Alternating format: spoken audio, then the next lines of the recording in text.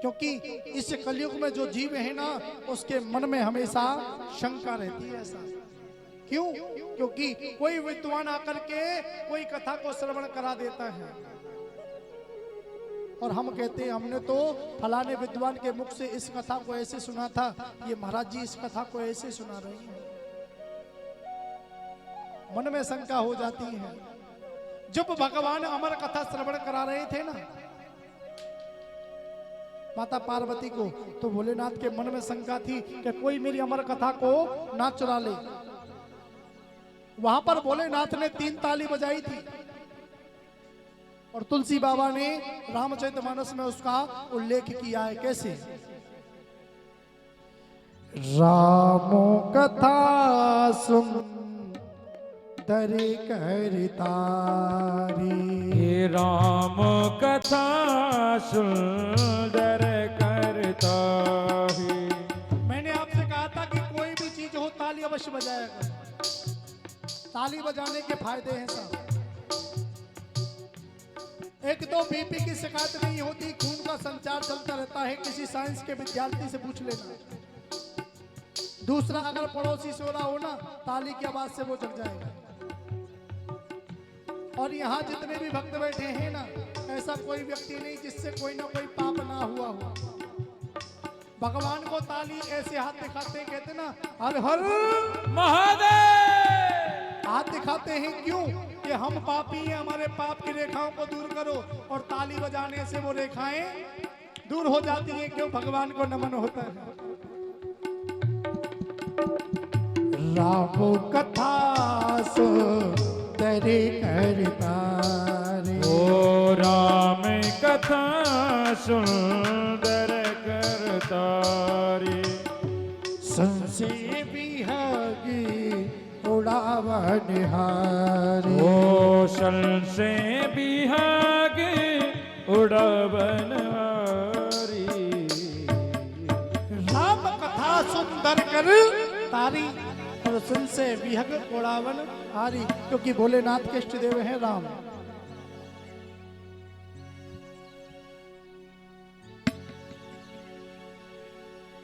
महाराज, एक राम शब्द ऐसा है, आप अपने मन में राम का उच्चारण करते हो ना, भोलेनाथ क्यों भजन करते हैं मैं बता दूं आपको।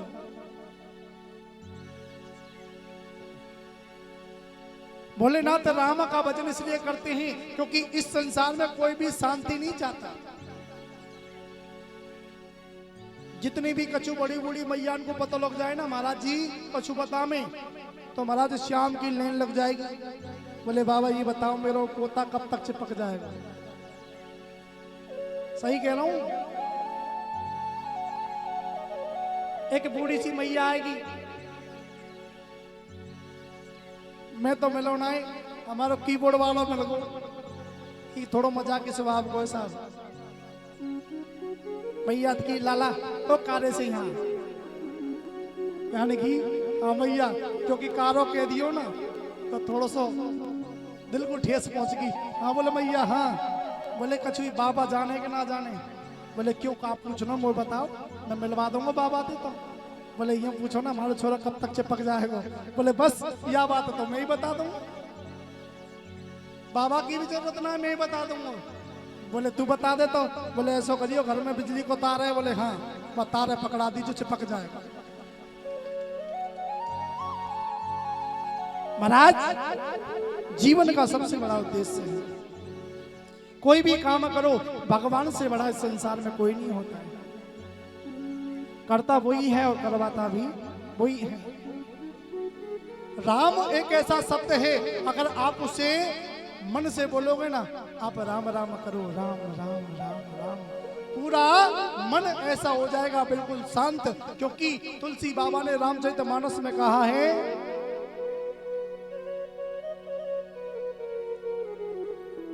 जो आनंदी सिंधु सुखी राशि, जो आनंदी सिंधु सुख राशि, जो आनंदी सिंधु सुखी राशि, जो आनंद सिंधु सुख राशि।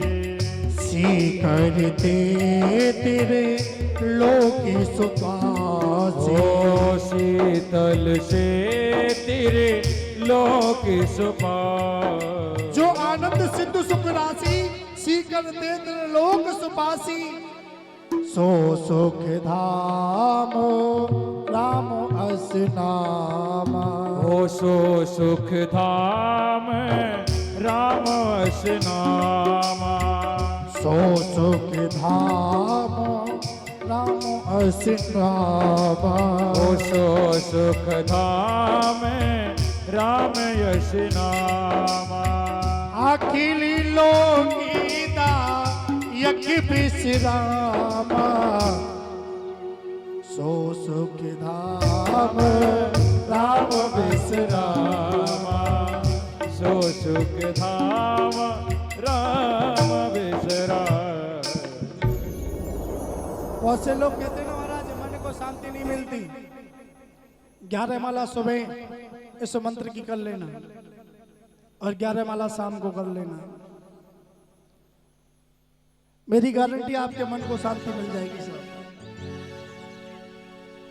सूत जी महाराज कहने लगे एक बार नारद जी के मन में भी ऐसी शंका हो गई।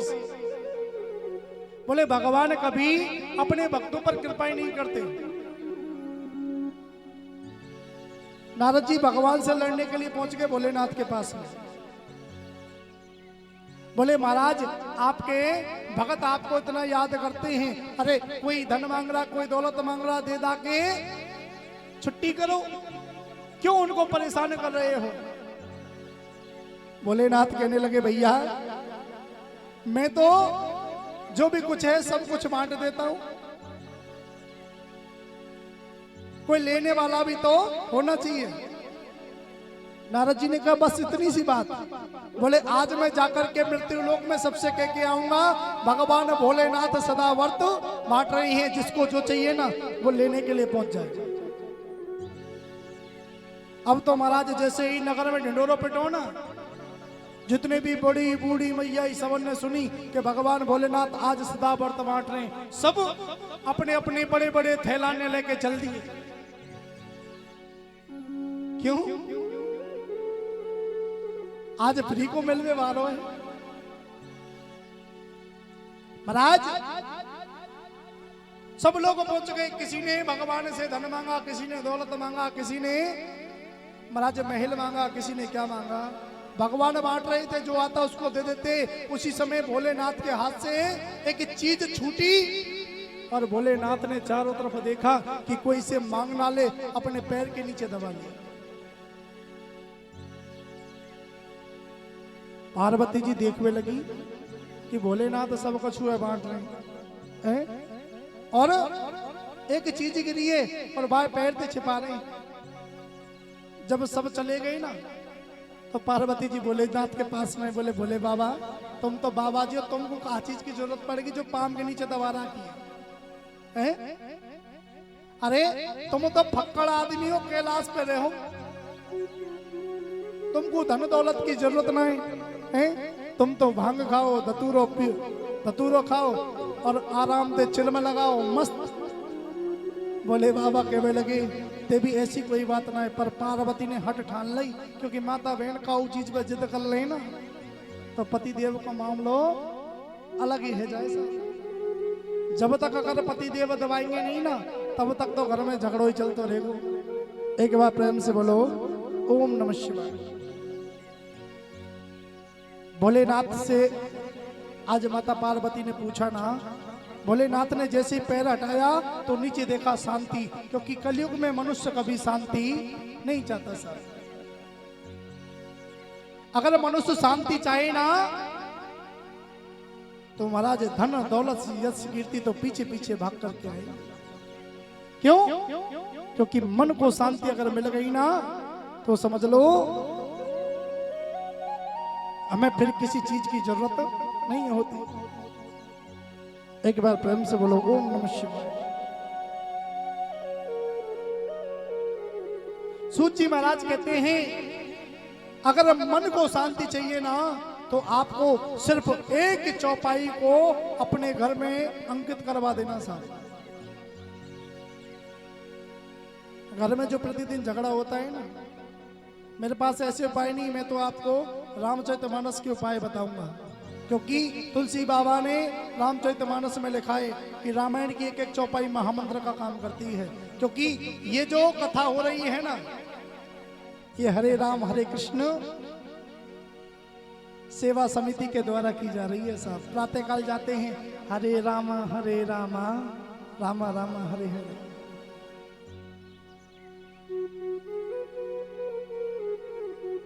महाराज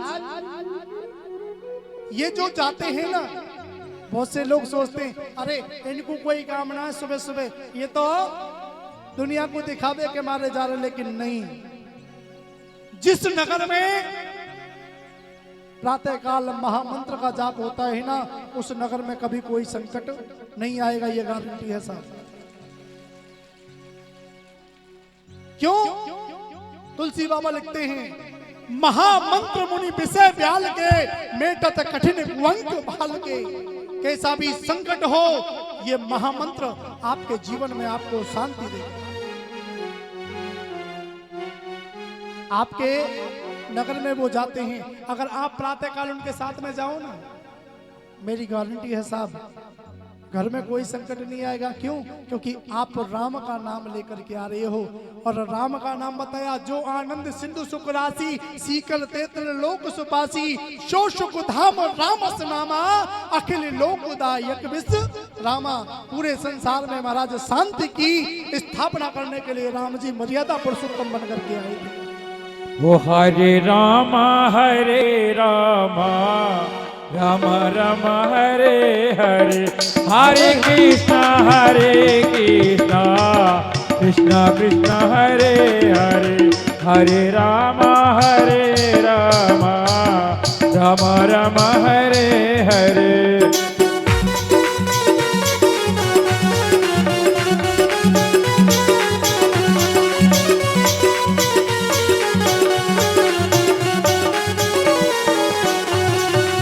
ओ हरे राम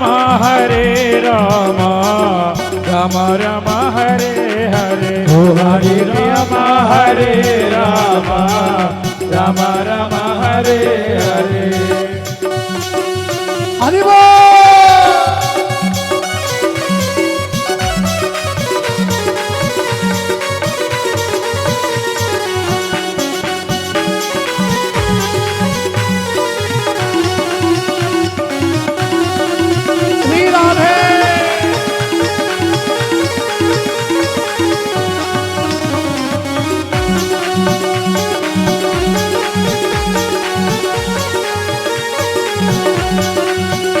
मन हो जा दीवाना रे राम जी के चरणन में, मन हो जा दीवाना रे राम जी के चरणन में। ओ तेरी लेंगे खबरिया रे, आओ दिन पल भर में, तेरी लेंगे खबरिया रे, आओ दिन पल भर में।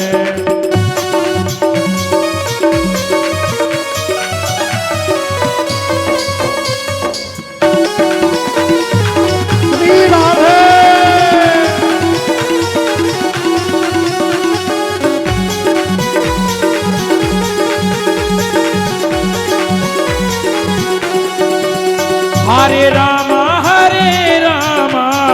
राम राम हरे हरे, हरे राम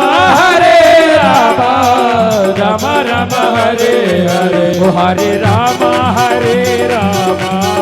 राम राम हरे हरे। हरे कृष्णा कृष्णा कृष्णा हरे हरे।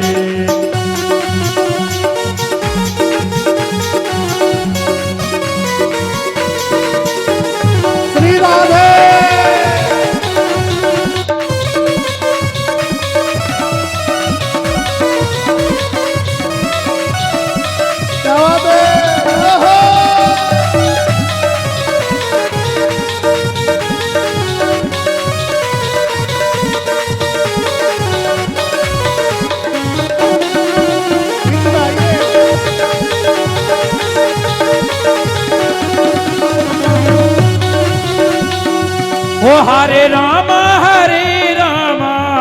राम राम हरे हरे, हरे राम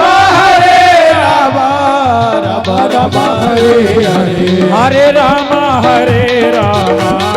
राम राम हरे हरे, हरे कृष्ण कृष्ण कृष्ण हरे हरे, हरे राम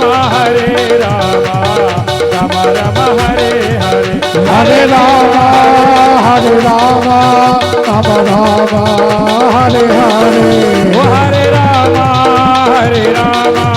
राम राम हरे हरे, हरे कृष्ण कृष्ण कृष्ण हरे हरे, हरे राम राम राम हरे हरे, हरे कृष्ण कृष्ण कृष्ण हरे हरे, बोले हरे हरे महादेव, बोलिए रामचंद्र भगवान की जय, बोलिए कृष्ण कन्हैया लाल की, बोलिए शंकर भगवान की। मैं तहे दिल से इस छोटे से संकीर्तन मंडल को धन्यवाद देता हूं कि उन्होंने मुझे इस काबिल समझा। महाराज यहाँ मेरी कोई जानकारी नहीं है, ना कोई जाने, मुझे कोई नहीं जानता था। सिर्फ हमारे जो शैलेंद्र जी हैं, इनकी पत्नी ने एक बार कथा करते हुए देखा था। उसी दिन से कहने लगी भैया तुम हमारे यहाँ पे कथा करने के लिए जरूर आना, तो मैं बुलाऊंगी एक दिन। मैंने कोई बात नहीं, कभी समय मिलेगा तो जरूर मिलेंगे। और आज ऐसा दिन आया साहब, मुझे शिव पुराण करने के लिए यहाँ पर बुलाया।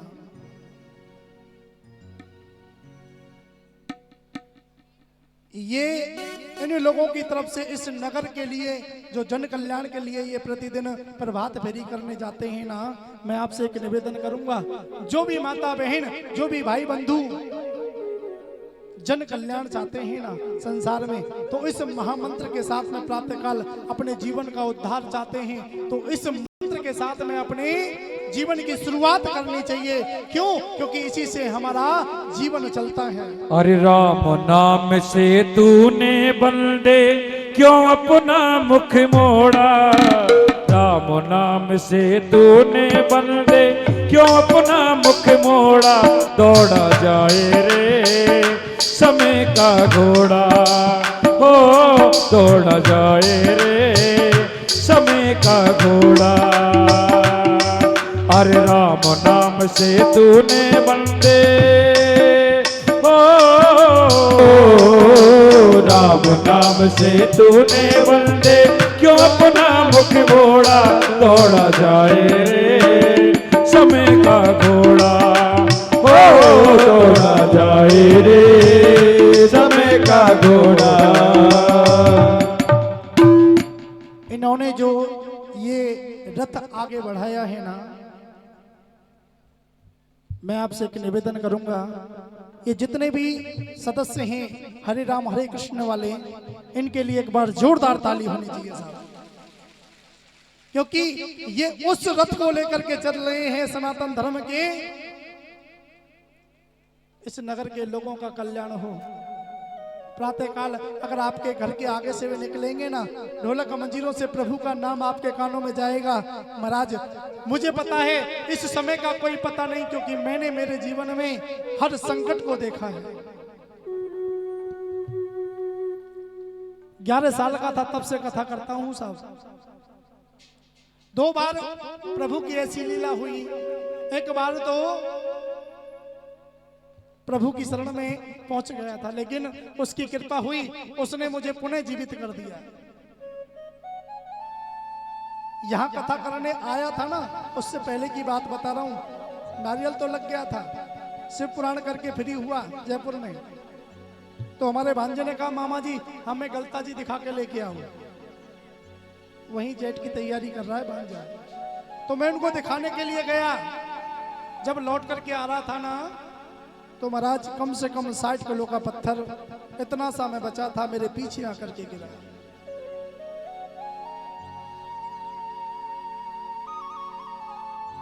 जीवन में मेरे माँ पिताजी, मेरे गार्जियंस जो भी हैं, मुझे गाइड करते हैं। एक बात कहते हैं, मेरे नाना मेरे साथ में चलते थे, वो कहते थे बेटा जीवन में बचाने वाला सिर्फ वो भगवान है, और भगवान से बड़ा इस संसार में कोई नहीं है। कहीं चले जाना, कोई तुम्हें नहीं बचा सकता, क्योंकि ये मारने वाला भी और बचाने वाला भी है।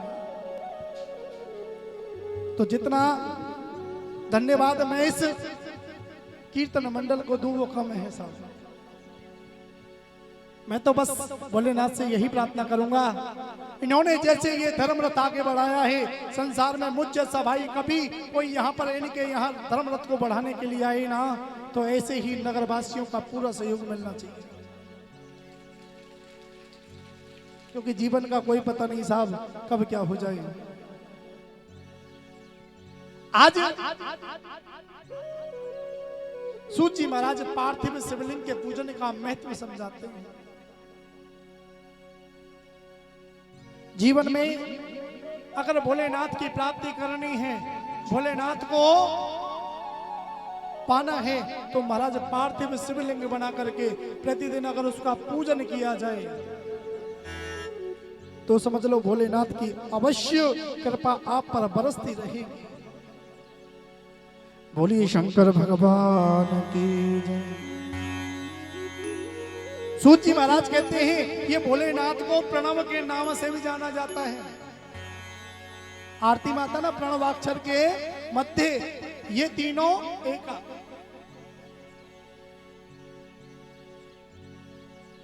प्र कहते हैं प्रपन्न को, और न कहते हैं नहीं है, और वे का मतलब होता है तुम। महाराज प्रणव का मतलब होता है कि आत्मा के अंदर कुछ भी नहीं है तो कौन है? परमात्मा। क्योंकि मैं शिव कथा कह रहा हूं, लेकिन हर आदमी का एक इष्ट होता है साहब। कोई हनुमान जी को मानता है, कोई भोलेनाथ को मानता है, कोई राम को मानता है, कोई कृष्ण को मानता है। इसी बात के पीछे तुलसी बाबा ने लिख दिया, तुलसी या संसार में भांत भांत के लोग, और सबसे हिल मिल चालिए नदी नाव संयोग। इस संसार में हमको मिलजुल करके रहना चाहिए। अरे जीवन में प्रणव अक्षर में यही सिखाता है कि जितना हो सके हमें प्रेम को बांटना है। प्रेम एक दूसरे के प्रति ऐसा रखना चाहिए कि आस पड़ोस के लोग भी कहें कि हाँ, कोई नगर में गए थे, उस नगर के लोगों का भाव ऐसा था कि जो जाए ना उनके भाव के आगे जाकर के नतमस्तक हो जाए।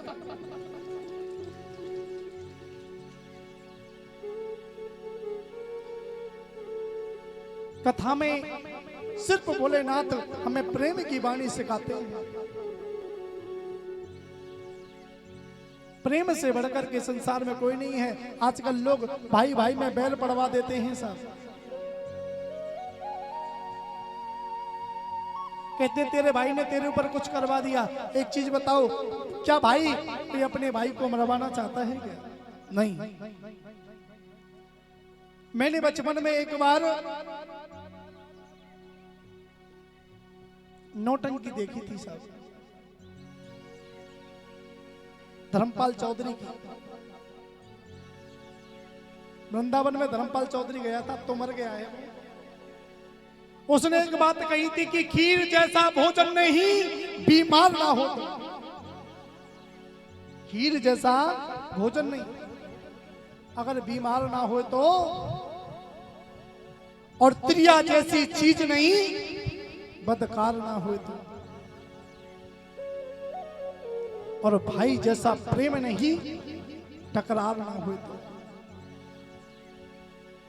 जीवन में आप पर कभी संकट आएगा ना, चाहे आप अपने भाई को दुश्मन मानते हो, लेकिन जब आपके ऊपर कोई बात आएगी ना, वो आपका दुश्मन आपके सामने खड़ा हो जाएगा। मेरे भाई को तुम कैसे मार रहे हो? मैं नहीं मारने दूंगा साहब। क्यों? क्योंकि ये खून है ना, ये कभी रंग नहीं पलटता साहब, ये लाल ही रहता है। इसलिए जीवन में हमेशा प्रेम से रहना सीखो, क्योंकि कोई किसी का साथ नहीं देता, ये पक्की बात है। लेकिन जब तक रहो ना, लोगों के दिल में जगह बना करके जाओ, क्योंकि जाना तो सबको है साहब। आया है सो जाएगा, राजा रंग फकीर, कोई सिंहासन चढ़ चला, कोई बंधा जंजीर। आज प्रणव अक्षर का मतलब ही यही है, प्रेम। भगवान विष्णु और ब्रह्मा जी को आज भोलेनाथ प्रणव शब्द का मतलब समझाते, इसलिए तो आरती में लिखते हैं कि प्रणवाक्षर के मध्य ये तीनों एका। ये प्रणव तीनों देवताओं का ही रूप है, ब्रह्मा, विष्णु और महेश। एक बार प्रेम से बोलिए ओम नमः शिवाय।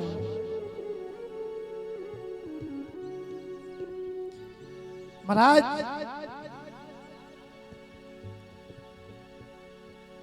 भोलेनाथ पर हम पार्थिव शिवलिंग की पूजा करते हैं ना, भोलेनाथ पर बेलपत्र चढ़ाया जाता है। बेलपत्र चढ़ाने का महत्व होता है साहब।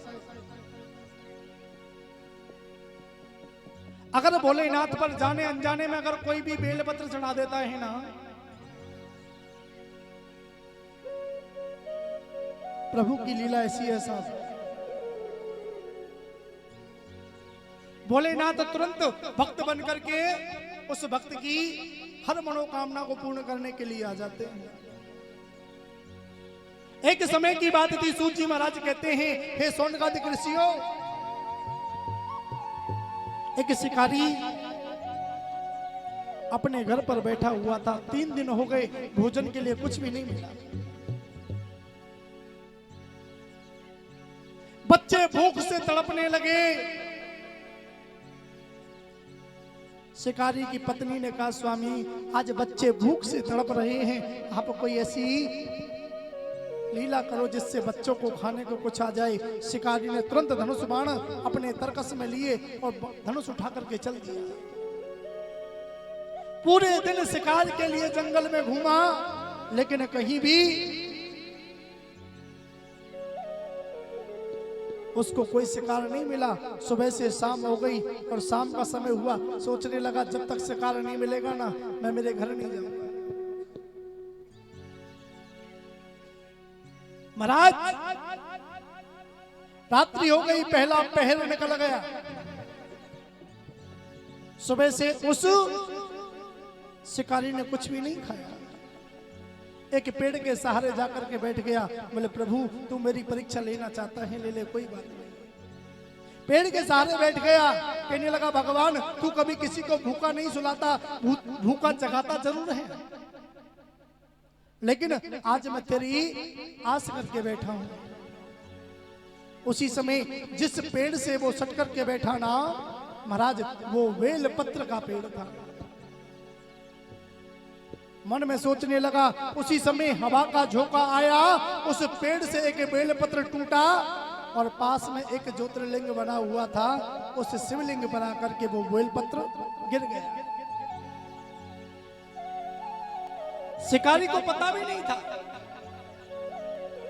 दूसरा पहर आया, सोचने लगा आज तो नसीब में भोजन नहीं है, बच्चे भी भूखे हैं। दूसरा पहर आ गया, दूसरे पहर का इंतजार किया, लेकिन दूसरे पहर में भी कोई भी जानवर रात्रि के समय जल पीने के लिए नदी पर आते हैं ना।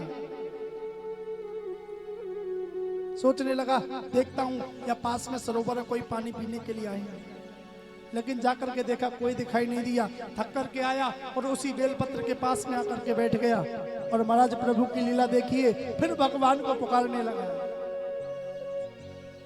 भगवान को जैसे पुकारा, हवा का झोंका आया और पेड़ से एक बेलपत्र और गिरा। वो महाराज सीधा उसके, क्योंकि शरीर बेलपत्र के पेड़ से टच था ना, सीधा शिवलिंग पर जाकर के गिरा। दूसरे पहर की आज पूजा अनजाने में उस शिकारी से भोलेनाथ की हो गई। और जैसे तीसरा पहर लगाना, एक हिरनी उस सरोवर पर जल पीने के लिए आती है। जैसे हिरनी ने मुख उस जल में डाला ना, शिकारी ने अपने धनुष में बाण लगाया और मारने को तैयार हुआ। हिरनी ने देखा, हिरनी आज उस शिकारी से कहने लगी, हे शिकारी, तू मुझे मारना चाहता है, तू मुझे क्यों मारना चाहता है? मैंने तेरा कुछ भी नहीं बिगाड़ा, मेरी तेरी कोई दुश्मनी नहीं, फिर भी तू मुझे मारना चाहता है, क्यों? शिकारी कहने लगा, हे हिरनी, 3 दिन हो गए मेरे बच्चों ने अभी तक कुछ नहीं खाया, और मैं तुझे मार करके लेकर के जाऊंगा और तुझे पका करके अपने बच्चों को खिलाऊंगा। हिरनी ने कहा, तू सत्य बोल रहा है? बोले, हाँ मैं बिल्कुल सत्य बोल रहा हूं, परमेश्वर मेरा साक्षी है।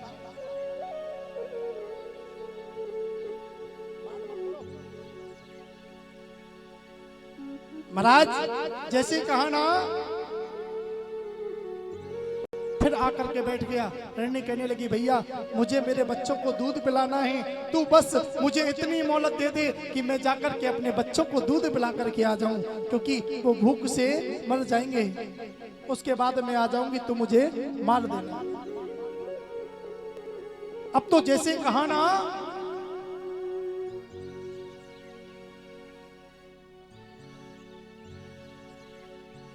एक बार प्रेम से बोलो, ओम नमः शिवाय। महाराज फिर आकर के उस पेड़ के पास में बैठ गए। प्रभु की लीला देखिए, उस पेड़ से एक बेलपत्र गिरा और तीसरे पैर की भी पूजा हो गई। इधर हिरनी अपने घर पर आई, अपने बच्चों को दूध पिलाने लगी, और दूध पिलाती पिलाती आज रो रही है। दूध पिलाती पिलाती रोने लगी। पति ने कहा, तुम्हारी आंखों में आंसू, क्या बातें हैं? बोले, स्वामी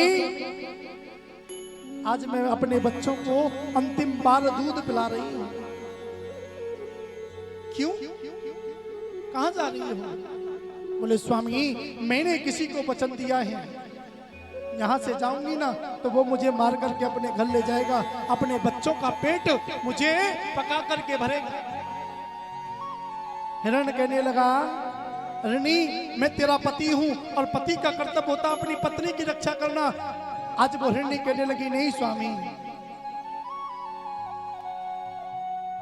पत्नी पति की अर्धांगिनी होती है, और स्वामी उस हिरण को, उस शिकारी को मैं वचन देकर के आई हूं कि मैं लौट करके आऊंगी, आप मत जाइए।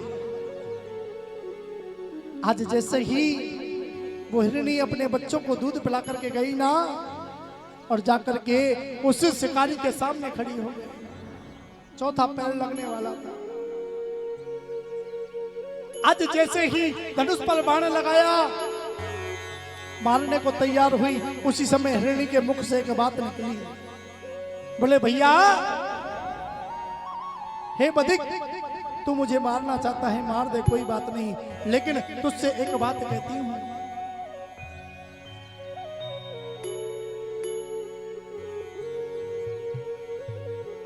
कि खाना मेरे मांस को और तू चखना इसका स्वाद, पर मेरी इस खाल को तू मत करियो बर्बाद।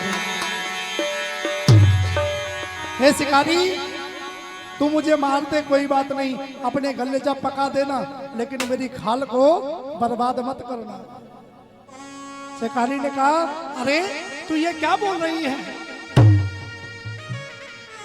तेरी खाल का मैं क्या करूंगा? आज वो हिरनी कहने लगी कि देना किसी हरि भगत को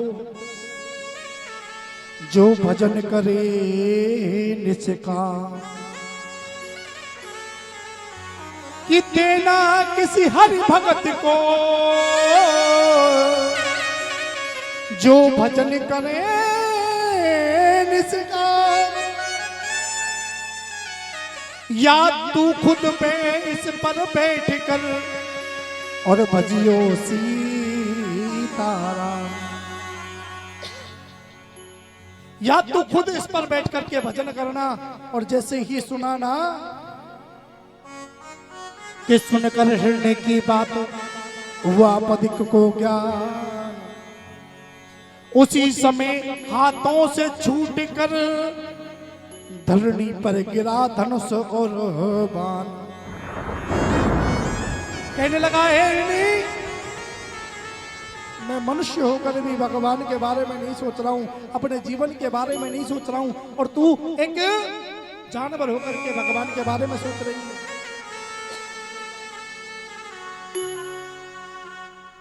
महाराज आज जैसे ही कहा ना, उसी समय आज वो शिकारी हिरणी के चरणों में गिर गया। हिरणी कहने लगी भैया हे शिकारी सुन, ये प्रभु की रीति है, पुनरपि जन्मम पुनरपि मरणम। मनुष्य को बार बार जन्म लेना पड़ता है, बार बार मरना पड़ता है, लेकिन मनुष्य का जन्म किस लिए हुआ है? जब बालक पैदा होता है ना, तो 3 बार वाह वाह करता है। क्यों करता है? क्योंकि महाराज गरुड़ पुराण में लिखा है कि जब इंसान पाप करता है तो उसे नरक में जाना पड़ता है। किसी ने नरक और स्वर्ग को देखा है क्या? है? तो सब देखा है क्या किसी ने?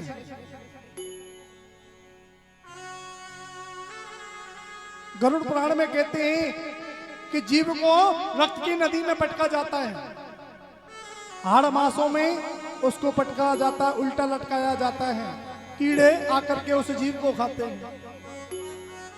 क्या कभी किसी ने उन यातनाओं को देखा है क्या?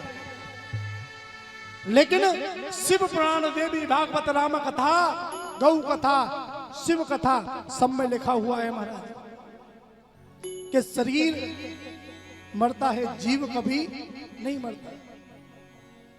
तुलसी बाबा ने कहा ईश्वर अंश जीव बनासी, चेतन अमल सहज सुखरासी। जो जीव होता है वो भगवान का अंश होता है। क्या भगवान को भी यातनाएं मिलती हैं?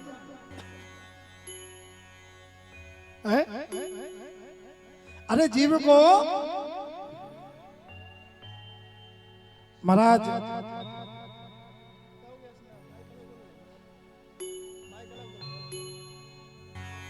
जरा दे, जीव को यातनाएं मिलती हैं साहब। गरुड़ पुराण भी झूठा नहीं है। कहते हैं ना कि जीव को उल्टा लटकाते हैं। वेद पुराण कहते हैं शरीर एक जीव एक शरीर को त्यागता है, दूसरे में जाकर के प्रवेश कर जाता है, तो उसे नरक और स्वर्ग की यातना मिली कहां? क्यों साहब सही बोल रहा हूं ना? मैं नहीं कह रहा, रामचरितमानस में भी लिखा है, शिव पुराण में भी लिखा है, देवी भागवत में भी लिखा है। मंथन करके देखना, पढ़ के देखना। महाराज जब जीव दूसरे शरीर में प्रवेश कर गया, उसे नरक और स्वर्ग की यातनाएं कहां मिली? अब गरुड़ पुराण कहता है कि जीव को उल्टा लटका देते हैं। तो बालक माता के गर्भ में कैसे लटका होता है साहब? उल्टा। बोले रक्त की नदी में पटका जाता है, माता के गर्भ के अंदर रक्त भी मिलता है। बोले हाड़ मांसों में पटका जाता है, शरीर में 206 हड्डियां होती हैं साहब। होती है नहीं होती है? बोले उस जीव को कीड़े खाते हैं। और आपने देखा होगा जब किसी माता बहन के गर्भ में बालक होता है ना, तो उसका मन कभी खट्टा खाने का करता है, कभी मीठा खाने का करता है। बहुत सी तो कछु ऐसी हो में साहब पेंसिल खावे, काऊ को राख खावे को शौक होवे। महाराज ये जो चीजें खाती है ना, ये जाकर के उस जीव को कीड़े बनकर के नोचते हैं। तब उस जीव की दोनों मुट्ठियां बंद हो जाती हैं और वो भगवान से कहता है प्रभु आप मुझे इस गर्भ रूपी नरक से बाहर निकालो, मैं बाहर जाकर के आपका भजन करूंगा। और जब वो जीव गर्भ से बाहर आता है ना तो 3 बार करता है वाह वाह वाह, वो भगवान को धन्यवाद देता है। लेकिन जैसे ही दाई माँ मुख में उंगली करती है ना, भूल जाता है कि मैंने भगवान से क्या वादा किया था। है? आकर के इस संसार में संसार के लोगों को देख करके महाराज मोह माया में फंस जाता है और वो माया में फंस करके ये मेरी माँ है, ये मेरे पिताजी हैं। बोलिए शंकर भगवान की जय हो खना दिन सो लिया रे, अब तो जाग मुसाफिर जाग, खना दिन सो लिया रे, अब तो जाग मुसाफिर जाग, खना दिन सो लिया रे, अब तो जाग मुसाफिर जाग, खना दिन सो लिया रे, अब तो जाग मुसाफिर जाग।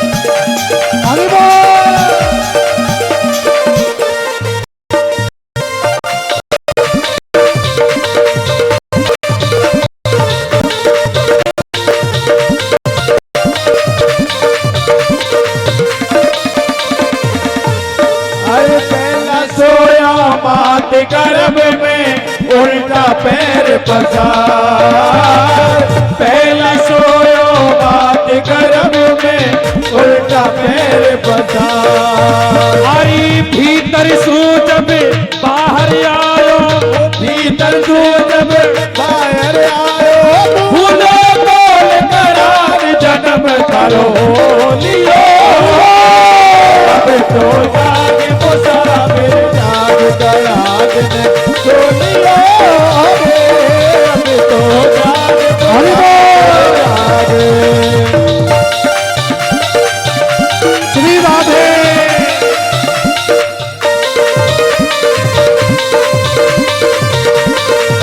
हरि बोल।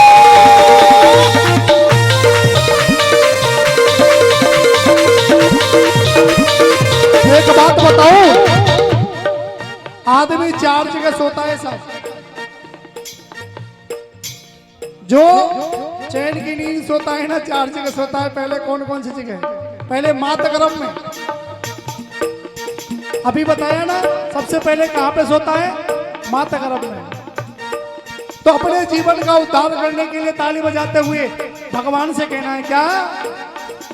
कणा दिन सो लिया रे, अब तो जाके मुसाफिर जाग, कणा दिन सो लिया रे, अब तो जाके मुसाफिर जाग।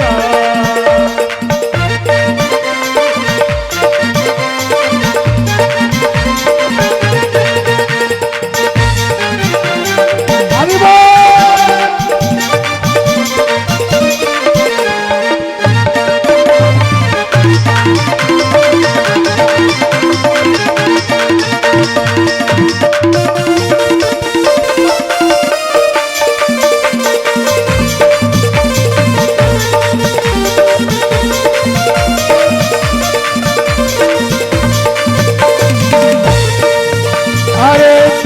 सोयो पिता गोद में हंस हंस दांत दिखा, तू जो सोयो पिता गोद में, ओ तू जो सोयो पिता गोद में हंस हंस दांत दिखा। अरे तू जो सोयो पिता गोद में हंसी हंसी दांत दिखा। अरे मैंने बुआ सब लाड़ लड़ावे हो, अरे मैंने बुआ तेरो लाड़ लड़ावे, लाड़ तेरो लियो रे, अब तो जाग मुसाफिर जाग, दिन सो लियो रे, अब तो जाग मुसाफिर जाग।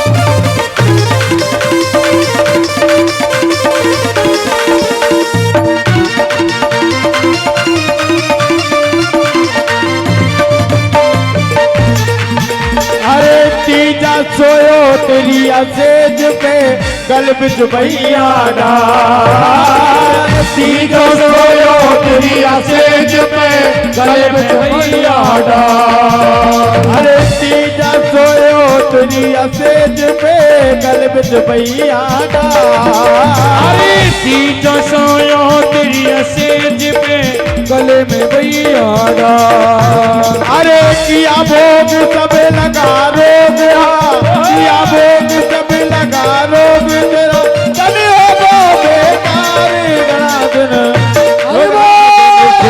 लियो रे अब तो जान को फिर जा ओ गणा दिन सो लियो रे अब तो जान मुसाफिर जा अरे जान मुसाफिर जान मुसाफिर जान मुसाफिर जा जाग मुसाफिर जाग मुसाफिर जाग मुसाफिर जान घड़ा दिन ओहो घड़ा दिन सो अब तो जाग मुसाफिर जागो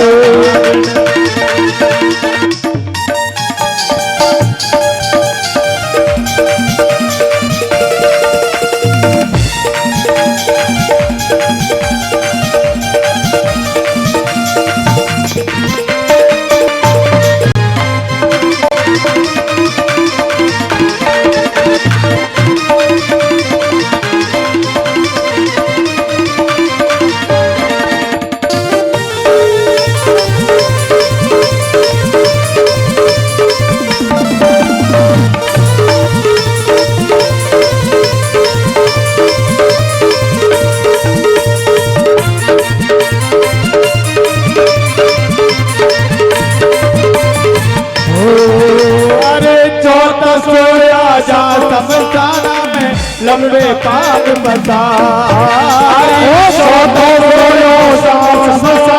में लंबे पैर बसा अरे कहे कबीर सुनो भाई संतो कहे कबीर सुनो भाई संतो जीवन अग्नि में जाए प्राण तेरो बोलियो रे अब तो जाग मुसाफिर बड़ा दिल सोलियो अब तो जाग मुसाफिर और देखिए सभी अपने हाथों को ऊपर करते हुए भगवान से कहना है क्या कि जाने अनजाने में हमसे पाप हुआ है प्रभु क्षमा करना आज तेरी भक्ति में हम रत होकर के तेरा ध्यान करते हैं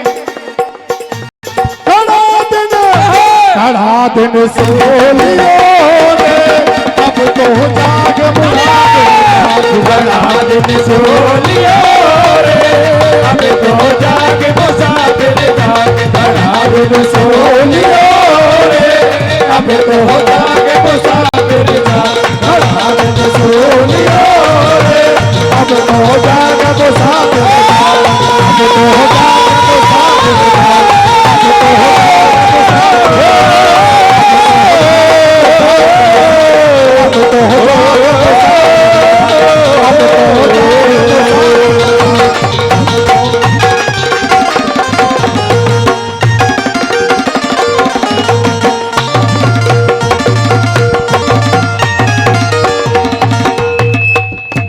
बोली शंकर भगवान की। महाराज मनुष्य को 4 जगह सोना पड़ता है। पहले माता गर्भ में, दूसरा पिता की गोद में, और तीसरा त्रिया के पास में, और चौथा होता है शमशान में जाकर के सोना पड़ता है। महाराज आज हिरणी ने जैसे ही उस शिकारी को बताया, शिकारी अपने धनुष बाण को पटक करके उस हिरणी के चरणों में गिर गया। बोले तुझ जैसी एक गुरु संतनी भक्तनी मैंने आज तक नहीं देखी। उसी समय मेरे भोलेनाथ प्रकट हो गए। बोले हे शिकारी बैठ जाओ, खड़ा कोई नहीं रे, बैठ जाओ।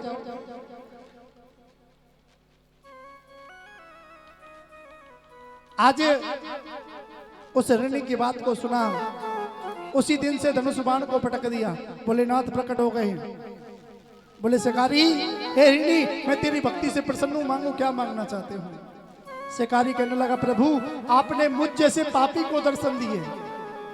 अरे मैं प्रतिदिन जीवों को मारता हूं, इस हिरणी को मारने के लिए आया। भोलेनाथ ने कहा, बेवकूफ, अरे मूर्ख, तूने अनजाने में मुझ पर 4 पहर की पूजा कर दी, क्योंकि तू 3 दिन से भूखा था और आज शिवरात्रि थी।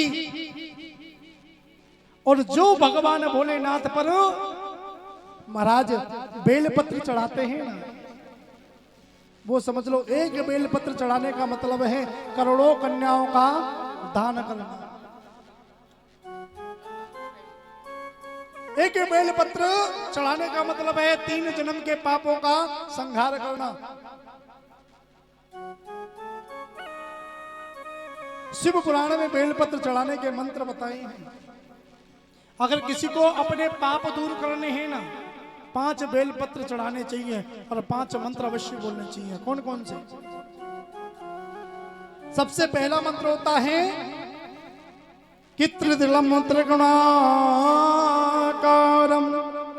त्रिनेत्रम चतुरायुधम त्रिजन्म पाप संहारम एक बेलपत्रम शिव अर्पणम। ये 3 जन्मों के पाप को दूर करने के लिए होता है। और दूसरा, बेलपत्र चढ़ाओ तो इस मंत्र का जाप करो, अखंडम बेलपत्रेण पूजते नंदिकेश्वरे शुद्धयन्ति सर्प पापेभ्या एक बेलव शिव अर्पणम। महाराज दूसरा बेलपत्र चढ़ाओ तो भोलेनाथ को दूसरे पहर में यही करना चाहिए।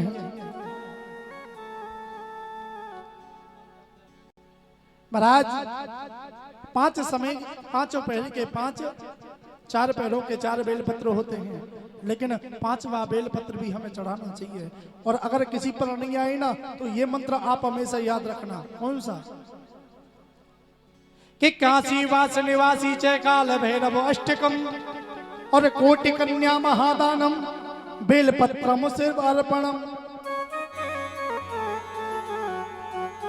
ये जो मंत्र है ना महाराज, आपको सभी पापों से, सभी कष्टों से दूर करता है। और एक बेलपत्र चढ़ाने का मतलब है इस मंत्र से करोड़ों कन्याओं का कन्या दान करना। और सबसे बड़ा दान कन्या का दान होता है साहब। जिस घर में कन्या नहीं होती ना, ऐसा मैंने बुजुर्गों से सुना है साहब, उस घर की थैली हमेशा कबाड़ी होती है साहब।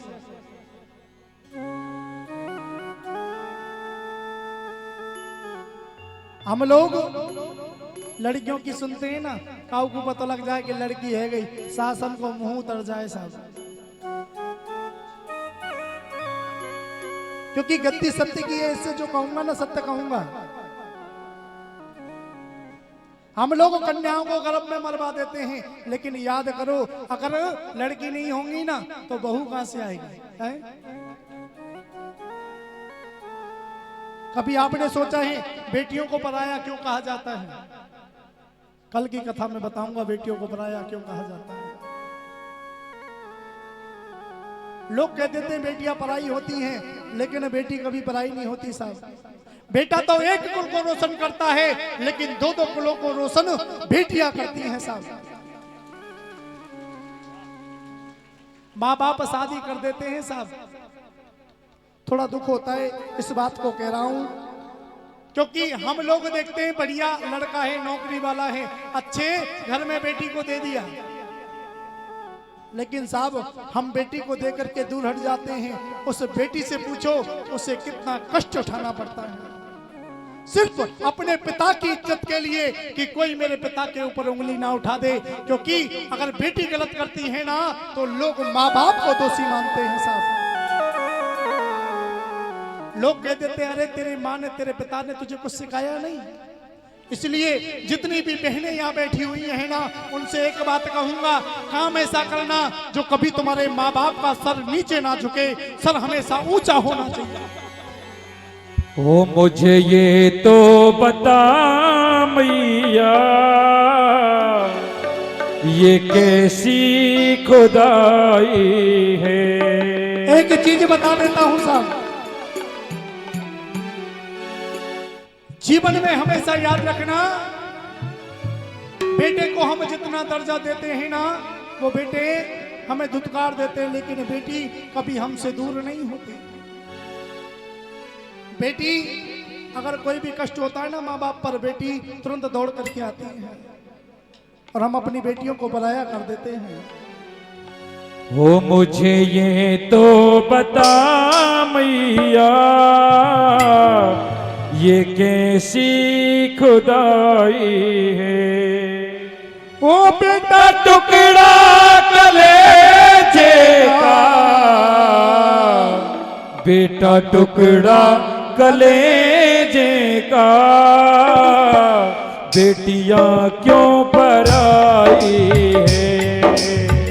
ओ बेटा टुकड़ा कलेजे का, बेटियां क्यों पराई है। मेरी माँ बेटा टुकड़ा कलेजे का, बेटियां क्यों पराई है। जो लोग बेटियों को पराया मानते हैं ना, मैं उनको सबसे बड़ा मूर्ख समझता हूं साहब। अरे बेटी वो घर का हार होता है, वो घर का श्रृंगार होता है। जिस घर में बेटी की किलकारी ना गूंजे ना, जिस भाई के बहन नहीं होती ना, उसका हाथ सूना होता है साहब। उन बेटियों को हम दोषी मानते हैं नहीं। जीवन में हमेशा बेटी को बड़ा दर्जा होना चाहिए।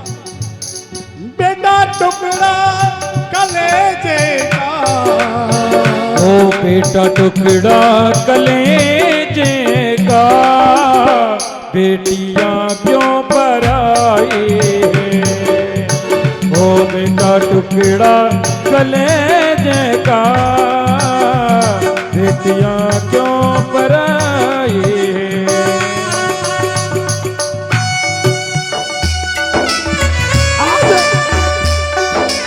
जो अपनी बेटियों से प्रेम करता है ना, अपनी बेटियों के नाम की ताली बजाइएगा साहब, क्योंकि वही बेटी कल्पना चावला थी जिसने अपने माँ बाप का नाम रोशन किया था, चंद्रमा पर पहुंच गई।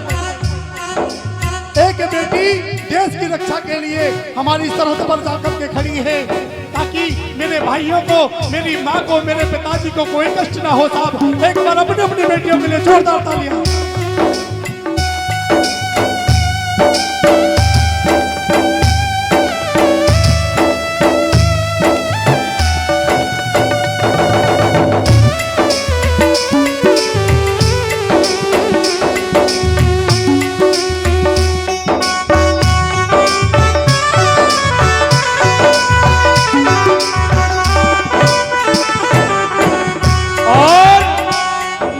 तोड़ के ये दुनिया खुद खुशियाँ मनाती है।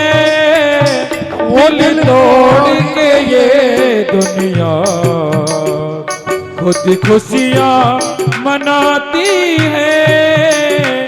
ये कितनी जालिम है, जिंदा दफनाती है। हो ये मैं ही नहीं कहता, ये मैं ही नहीं कहता, ये मैं ही नहीं कहता।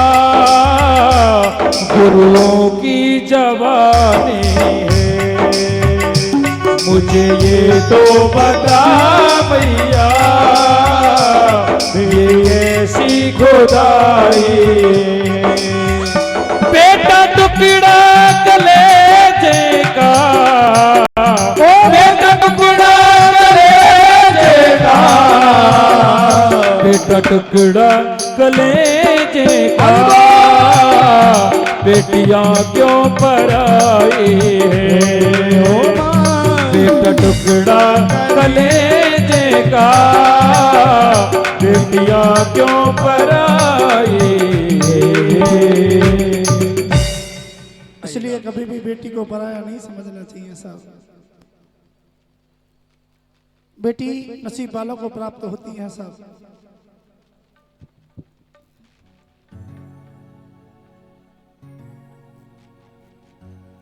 देवी भागवत में बताया है साहब,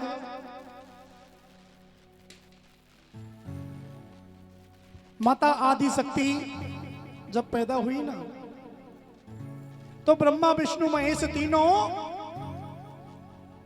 भगवान का भजन करते हुए जा रहे थे। जैसे ही जा रहे थे ना, तो रास्ते में माता आदि शक्ति ने तीनों को रोक लिया। जैसे ही रोका ना महाराज, माता आदि शक्ति कहने लगी, मैं विवाह करने के लिए यहां आई हूं। ब्रह्मा जी को पकड़ लिया। बोले ब्रह्मा जी तुम मेरे साथ में विवाह करो। ब्रह्मा जी ने कह दिया मुझे भगवान का भजन करना है, मैं आपसे विवाह नहीं कर सकता। माता आदि शक्ति को क्रोध आ गया। बोले अच्छा तुम मुझसे विवाह नहीं कर सकते। क्रोध में आकर के माता आदि शक्ति ने ब्रह्मा जी को भस्म कर दिया। आगे गए भगवान विष्णु मिल गए। विष्णु से पूछा तुम मुझसे विवाह कर लो। भगवान विष्णु ने भी मना कर दिया। बोले मैं भी तुमसे विवाह नहीं कर सकता। आदि शक्ति ने उसे भी भस्म कर दिया। भगवान भोलेनाथ ने सोची अगर मैंने मना कर दी ना तो ये मोह भी भस्म कर देगी। भोलेनाथ कहने लगे मैं तुमसे विवाह तो कर लूंगा, लेकिन एक शर्त है। आजकल बिना शर्त के कोई काम ना होए साहब। होवेगा? बिना शर्त के कोई काम होवेगा? अगर कोई कछु काम की कहेगो ना, बोले मोकू काम है लगो भाई, मैं तुम्हारी इतनी हेल्प करूंगा, मोकू भी तो कछु मिलना चाहिए। माता आदि शक्ति कहने लगी विवाह करेगो ना? बोले हाँ। बोले तुम जो कहोगे वो मैं करूंगी। भोलेनाथ कहने लगे मेरे दोनों भाई ने जीवित कर दो। बोले बस? बोले ठीक है, लेकिन शर्त ये हो रहे अगर वो विवाह को तैयार हो गए तो पहले उनको विवाह होगा, पीछे मेरा विवाह होगा। क्योंकि हमारे सनातन धर्म में लेख है साहब, पहले बड़े भाई का विवाह होता है, फिर छोटे को नंबर आवे। भगवान कहने लगे अच्छो देवी दिखाते रहो।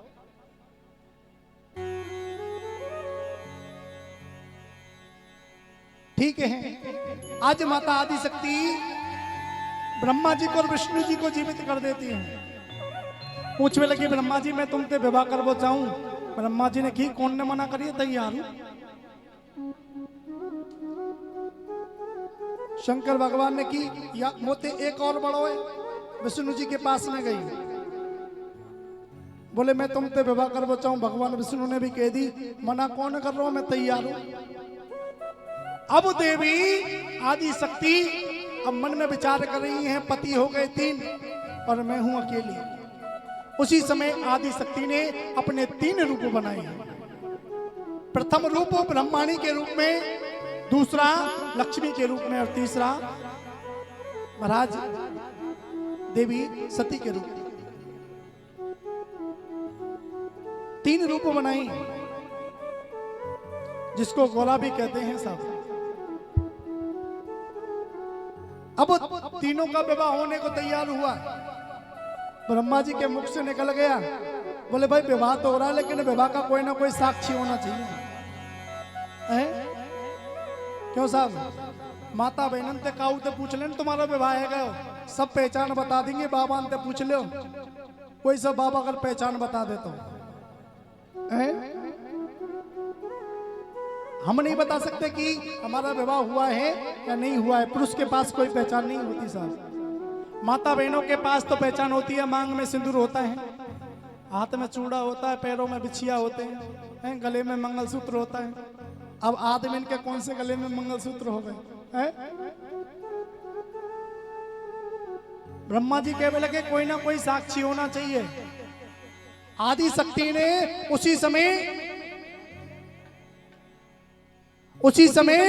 आदि शक्ति ने महाराज पास में एक मिट्टी का ढेला रखा हुआ था। उस मिट्टी के ढेले पर जैसे ही हाथ रखा उससे पंचमुखी गणेश जी प्रकट हो गए। बोले गणेश जी महाराज की जय हो। जिनको हम आदि गणेश के नाम से जानते हैं। इनका मंदिर सिर्फ एक जगह ही है साहब, आदि गणेश का, रणथंभौर के अंदर। उसके अलावा कहीं भी आदि गणेश का मंदिर नहीं है। और बहुत से लोग कहते हैं ना गणेश जी को वरदान दिया है। यहाँ पर माता आदि शक्ति ने आदि गणेश को वरदान दिया है। आदि गणेश ने कहा मैया आपने मुझे क्यों बनाया? बोले तुम हमारे विवाह का साक्षी बनो। बोले मैया मैं तुम्हारे विवाह को साक्षी बनूं? मां क्या विवाह बेटा करवाएगा। उसी समय माता गौरा ने, माता आदि शक्ति ने हाथ रख दिया गणेश जी के सर पर। बोले बेटा जहां होगी पूजा पति पत्नी की होगी, लेकिन सर्वप्रथम पूजा बेटा और माँ की होगी। इसलिए आदि गणेश और माता गौरी की पूजा की जाती है। अब आपके बीच में माता आदि गणेश पंचमुखी गणेश जी की सुंदर सी झांकी आ रही है।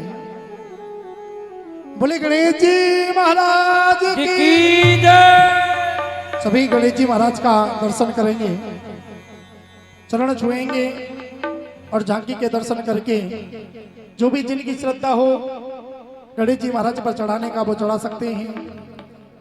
क्योंकि आज साक्षात पंचमुखी गणेश जी आपके सामने यहाँ पधारे हुए हैं। बोले गणेश जी महाराज की।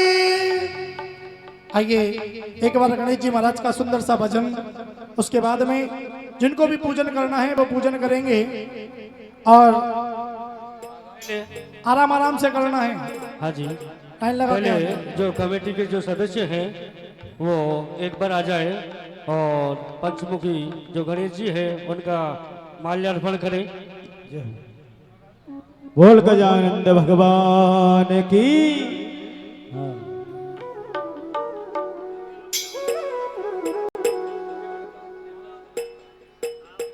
बोले गणेश जी महाराज की।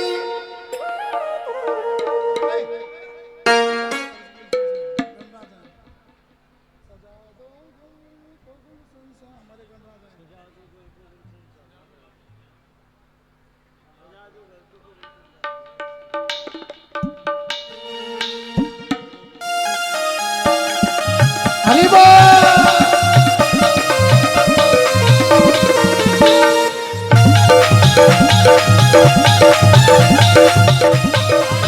श्री राधे।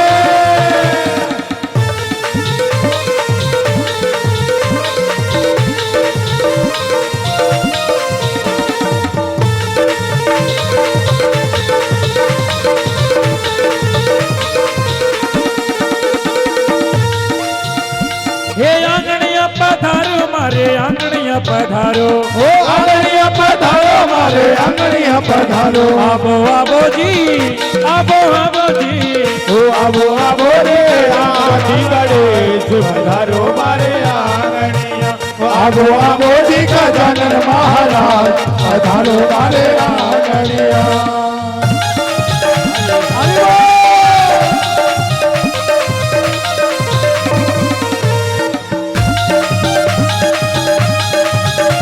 देखिए अभी आराम से पूजन करें, भीड़ भड़का ना करें, क्योंकि जैसा आपकी व्यवस्था है ना, जैसी आपने यहाँ व्यवस्था बैठने में बनाई है ऐसे ही पूजन में बनाएं, क्योंकि इसी से हमारे नगर की व्यवस्था का पता लगता है कि हम कितने अनुशासन से रहते हैं। साहब ताली बजाते हुए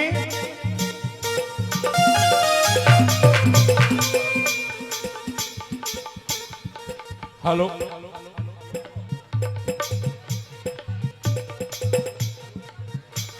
देखिए भीड़ ना करें। हेलो, हाँ देखो, पूजन जब तक आप सब पूजन करोगे जब तक पूजन चलेगा। कृपया आराम से बैठ जाएं, सब पूजन करेंगे, कोई भी बगैर पूजन के नहीं रहेगा। यहाँ एक साथ भीड़ करोगे अव्यवस्था हो जाएगी। आपकी जिस तरीके से आप कथा को सुन रहे हैं, आराम से कथा को सुन रहे हैं, उसी तरीके से पूजन करें। और जिन्होंने पूजन कर लिया वो चलें। और जो लोग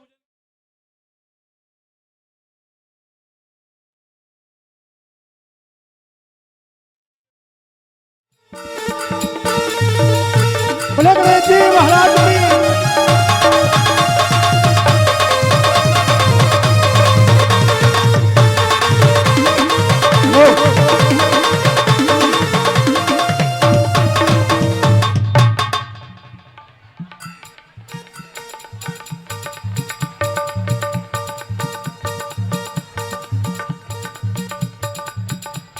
और देखिए सभी ताली बजाते हुए सुनिए, आप मीठो मीठो बजाओ। ये जो प्रसाद वितरण हो रहा है ना, ये हमारे कालीचंद जी शराब सतीश जी शराब जी की तरफ से, और ये 11 दिन का प्रसाद आप लोगों के यहाँ निमित्त बनाया गया है साहब, और उनके लिए एक बार जोरदार तालियां। सतीश चंदी शराब उनकी तरफ से हमारे रोजाना प्रसाद की व्यवस्था की गई है।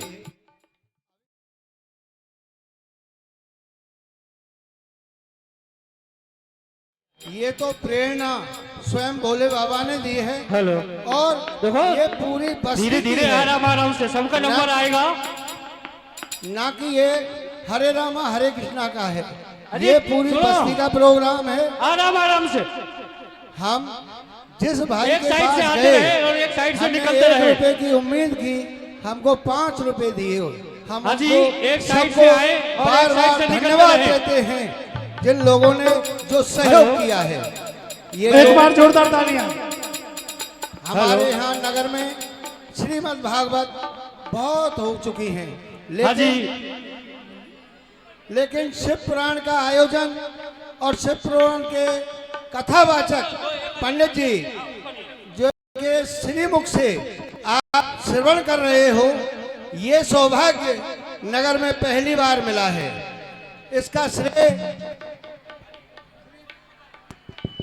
श्री प्रीति जी को जाता है। ये प्रीति जी ने प्रेरणा दी है कि नगर में शिव पुराण होनी चाहिए। ये हमारा कार्यक्रम प्रभात फेरी का 1 जनवरी 23 से शुरू हुआ है। इसकी प्रेरणा हमारे शैलेंद्र जी और प्रीति जी ने दी है हमको, जो हम इनका सहयोग कर रहे हैं। और नित्य प्रतिदिन सुबह ही 5 बजे यहाँ अग्रवाल धर्मशाला से शुरू होती है और प्रभात फेरी करके यहीं समापन होता है। उस प्रभात फेरी के करने से ये हमको एक प्रेरणा मिली है कि ये नित्य प्रति चलनी चाहिए, और ये नित्य प्रति ही चलती है। इस प्रभात फेरी को हमने कभी भी आज तक एक भी दिन गैप नहीं किया है। चाहे कितनी भी बरसात हो, चाहे कितनी भी सर्दी हो, चाहे कितनी भी परेशानी हो, किसी किसी दिन तो हमारे प्रभात फेरी में 100-100, 150-150 आदमी महिला पुरुषों की संख्या हो जाती है। बड़ा ही आनंद प्राप्त करते हैं। और ये जो प्रभात फेरी है, इनका श्रेय सबसे पहले प्रीति जी को जाता है। एक बार जोरदार तालियां। बिना प्रसाद के कोई नहीं जाएगा। अभी आरती होगी, सब रुक जाएं। अभी कोई जाएगा नहीं, पहले आरती होगी। आरती होने के बाद में प्रसाद लेकर के जाएंगे। और आरती से पहले प्रसाद कोई ना दे, क्योंकि बिना भोग के प्रसाद नहीं मिलता है सर। एक साइड से आते रहे और दूसरी साइड निकलते रहे। सामने से आओ। देखिए, आप लोग अगर शांति से बनाए रखेंगे तो झांकी में भी आनंद आएगा सर। माता बहनों से निवेदन है कि वो शांति बनाए रखें और प्रेम से पूजन करें। हाँ जी, सब आराम आराम से पूजन करें और एक लाइन से आते रहें और पूजन करके आगे बढ़ते रहें। ये आगे पीछे आते हो, इससे डिस्टर्ब हो जाता है। एक साइड बनाए, इधर से आते रहे और चलते रहे। चलते रहो। और देखिए सुनिए, अब सब अपने स्थान पे खड़े हो जाओ, चलो आरती करो। आप सब आरती करेंगे। हाँ जी, आरती के बाद में पूजन कर लेना जिनको करना है। हाँ आरती के बाद में कर लेना। सभी अपनी लाइन लगा के खड़े हो जाएं, कोई भी बिना आरती के नहीं जाएगा साहब। और देखो जिनको आरती करनी है वो आरती भी करते रहे। पीछे हट जाए सभी, करना है पीछे हट जाए, पीछे। चलते रहे।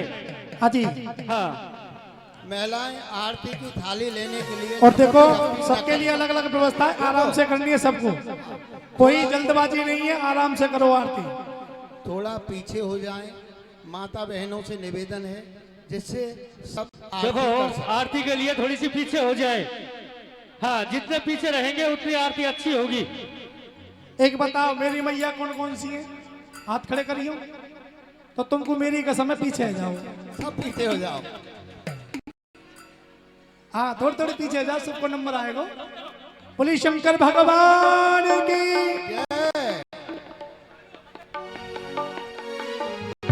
एक थाली उधर दे दो।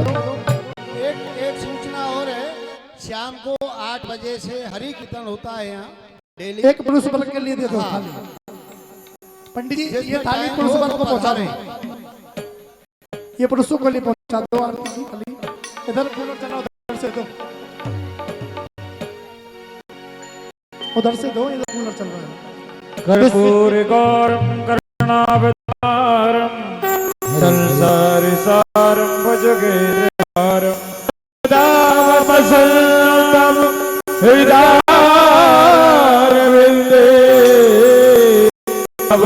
भवानी सहितम नमामि। और देखो आरती में एक माता वेट कर ले, दूसरी को पकड़ा दो। हाँ आरती में भीड़ नहीं करे।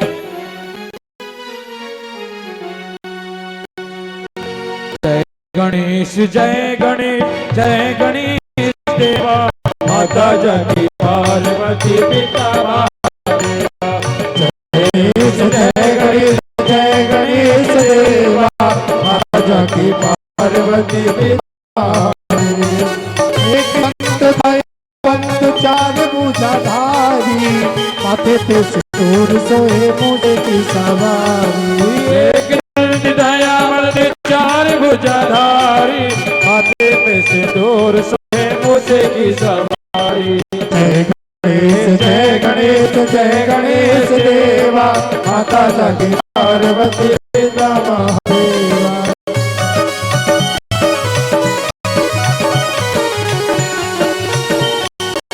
और चंडे फूल चंडे और चंडी मेवा। ओ अंधन को आंख देत कोड़ीन को काया, आंधन को पुत्र देत निर्धन को काया। अंधे को आंख देवे कोडिन को काया, बाजन को पुत्र दे निर्धन को माया। जय गणेश जय गणेश जय गणेश देवा माता जगी पार्वती पिता महादेवा। जय गणेश जय गणेश देवा माता जगी पार्वती पिता महादेवा। ओ पान चढ़े फूल चढ़े और चढ़े मेवा, लडुअन को भोग लगे संत करे सेवा। ओ जय गणेश देवा माता की पार्वती पिता महादेवा। दीनन की लाज रख सबको सुतेवारी, कामना को पूरा करो जग बलहारी। दीनन की लाज रखो सबको सुतवारी, कामना पूर्ण करो जाओ बलहारी। जय गणेश जय गणेश जय गणेश देवा माता जगी पार्वती पिता महादेवा। जय गणेश देवा माता जगी पार्वती पिता महादेवा। ओ सूर्य श्याम शरण आए सफल कीजिए सेवा, सब देवों से पहले हो गए देव तेरी सेवा। ओ जय गणेश देवा माता जगी पार्वती पिता महादेवा। जय गणेश जय गणेश देवा माता जगी पार्वती पिता महादेवा। ओ जय गणेश देवा माता जगी पार्वती पिता महादेवा। आरतीम शीतलम कुर्यातः ओम ज्वालामालिन्ये नमः। ओम द्योः शांति अंतरिक्षं शांति पृथ्वी शांतिरापः शांतिरोषधयः शांति वनस्पतयः शांति विश्वे देवा शांति ब्रह्म शांति सर्वं शांति शांतिरेव शांति श्यामा शांतिरिधि सुशांतिर्भवतु। बोले शंकर भगवान की जय। सभी अपने हाथ में फूल ले लें और समय याचना करेंगे। हरि ओम जगजेन जगमय झंत देवास आनि धर्मानि प्रथमान्यं सन्नः तेहनाकं महिमानहं सजत्त पूर्वे साध्याः सन्ति देवाः। हरि ओम एकदन्ताय विद्महे वक्रतुण्डाय धीमहि तन्नो दन्ति प्रचोदयात्। हरि ओम नारायणाय विद्महे वासुदेवाय धीमहि तन्नो विष्णु प्रचोदयात्। हरि ओम तत्पुरुषाय विद्महे महादेवाय धीमहि तन्नो रुद्र प्रचोदयात्। हरि ओम महालक्ष्मी च विद्महे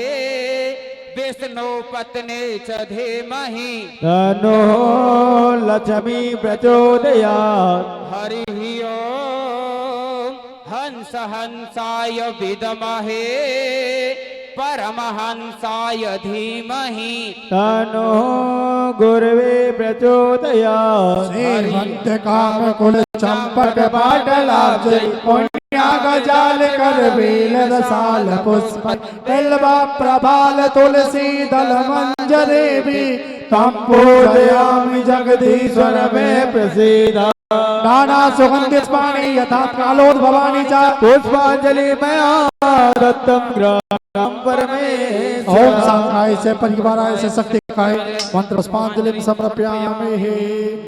बोले गणेश जी महाराज की जय। बोले राधे रानी सरकार की जय। बोले शंकर भगवान की जय। बोले गुरुदेव भगवान की जय। बोले अपने अपने माता पिताओं की जय। बोले गंगा मैया की जय। बोले बस्ती माता की जय। जय जय श्री राधे जय जय श्री राधे जय जय श्री राधे। काल हर कष्ट हर दुख हर नमः पार्वती पतये हर हर महादेव।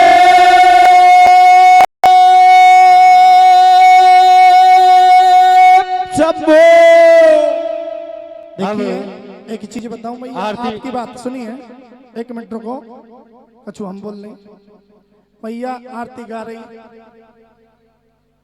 अभी पहली जो पंक्ति आती है एक दंत दयावंत आती है, दूसरी आती है अंधेन को आंख दे कोड़िन को काया, और तीसरा होता है हार चढ़े फूल चढ़े। आप यहाँ थी नहीं तो सब पूछ लो बोला है। हाँ मैया कह रही महाराज जी एक कड़ी रहेगी मैया रात दिन काम जाइए। भोलेनाथ की शरण में एक बार प्रेम से बोलो बोलो शंकर भगवान की जय। और सभी आरती लेंगे और प्रसाद लेके जाएंगे। जिनको नचना झूमना है वो हमारे लोकेश भाई अनुदिनों पर आराम से नृत्य कर सकते हैं। और जिन्होंने गणेश जी का पूजन नहीं किया है वो भी गणेश जी का पूजन कर जाए। हाँ जो ले गए हैं आराम से पूजन करें और गणेश जी हम बलून देते रहें पूरा पूजन करें, आराम से करें, धक्का मुक्की ना करें और भजनों का भी आनंद लेते रहें। भोले बाबा भी आपके और गणेश जी भी आपके। हो शिव शंकर भोलेनाथ हो नाथ तेरा डमरू बाजे पर्वत में। शिव शंकर भोलेनाथ हो नाथ तेरा डमरू बाजे पर्वत में। ओ तेरा डमरू बाजे पर्वत में, तेरा डमरू बाजे पर्वत में, ओ तेरा डमरू बाजे पर्वत में, तेरा डमरू बाजे पर्वत में। शिव शंकर करी भोलानाथ हो नाथ तेरा डमरू बाजे शिव शंकर भोलेनाथ हो नाथ तेरा डमरू बाजे।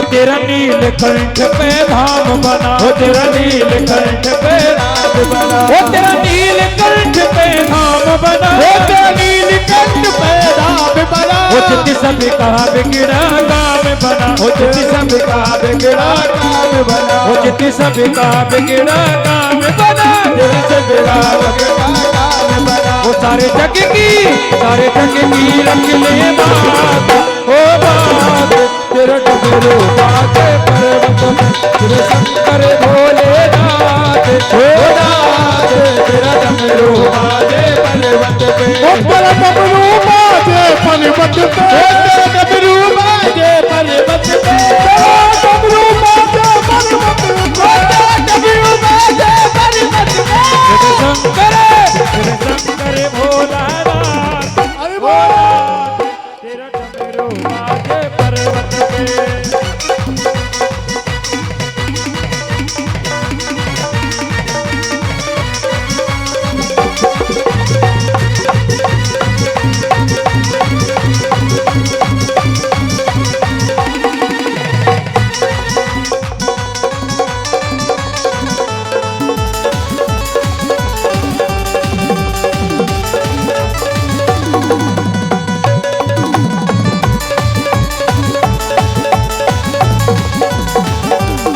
अरे वाह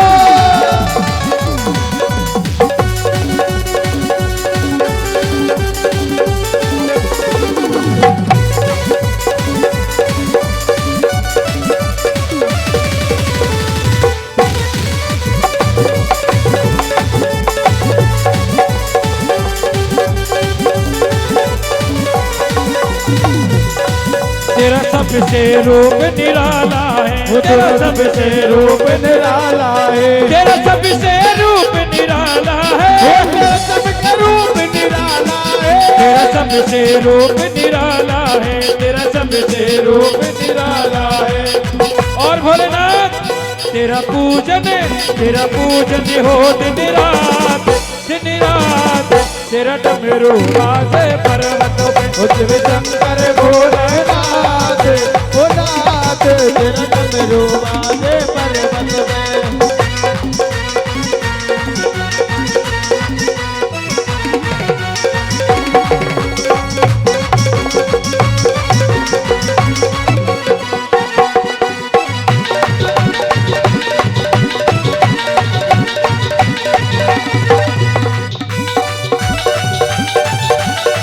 अरे वाह